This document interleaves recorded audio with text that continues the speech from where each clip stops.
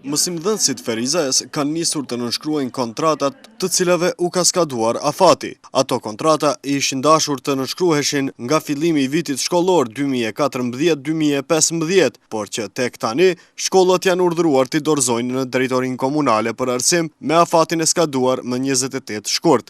Të vetëdijshëm për këtë, drejtorët e shkollave thonë se kjo nuk është legjitime, por si punëtor të DKA-s duhet të zbatojnë urdhrat, ndërsa shfaqsojnë këtë të fundit pra punëdhënësin DKA-n. Me datën 16 shkurt vitit 2015, në mbledhje të aktivit drejtorëve, drejtori ka sugjeruar që të përfilohen fakt kontratat e punëtorëve nga data 1 shtator deri me 28 shkurt 2015. Ne kemi hartuar këto kontrata dhe do t'ia dërgojmë drejtorisë së arsimit. Sigurisht se drejtoria e arsimit ka kërkuar në bazë të sugjerimeve që kanë ardhur nga mashti. Gjithmonë po flas për zinxhirin hierarkik. Sa i përket aspektit se si është punuar deri më sot pa kontratë pune, nuk don koment. Është gjithçka jo normale, është absurd i natyrës vet. Këto gjëra ndodhin vetëm në Kosovë, në shekullin e kur thojmë se kemi shtet ligjor, kemi shtet së drejtës dhe të punoj punëtori disa muaj e të mos ketë kontratë pune, kjo është absurdi.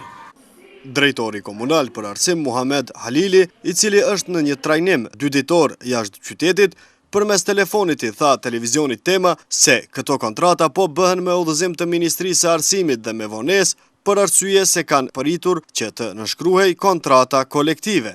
Fillimisht ne në shtator nuk i kemi bërë kontrata se ty ka skaduar në shtator kontrata gjithë mësimdhënësve, me vetëm arsye për shkak se do të jenë në fuqi kontrata kolektive, por pas problemeve të cilat të patë implikime buxhetore nga Ministri i Arsimit, do thotë nga zbashku, nuk është të definuar kontrata kolektive deri në shkurt. Edhe ne kemi kërkuar që këtë pjesën prej 1 shtatorit deri në shkurt të bëjmë kontratat çfarë kanë qenë deri tani që kanë pasur mësimdhënësit prej pas lutës së tekëndej, mandej prej shkurtit të tekëndej të vendoset kontrata të cilat është nënshkruar në Ministrinë e Arsimit. Por se nuk kanë legjitimitet këto kontrata, e thot edhe kryesindikalisti i arsimit në Ferizaj, i cili ndryshe këtë veprim të DKA-s dhe mashtit e cilëson si mbulesë për ta justifikuar mos zbatimin e marrëveshjes me zbashkun, si dhe për ta mbuluar vakumin e mungesës së kontratave 1 vjeçare.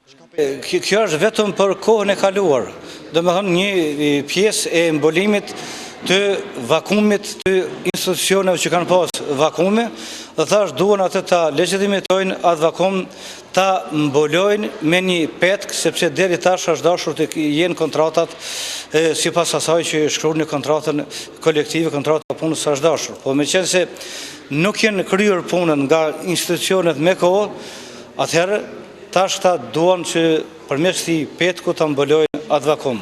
Megjithatë, ne do të vazhdojmë me kontrata tjera, me kontrata të cilat janë me afat pasaktuar.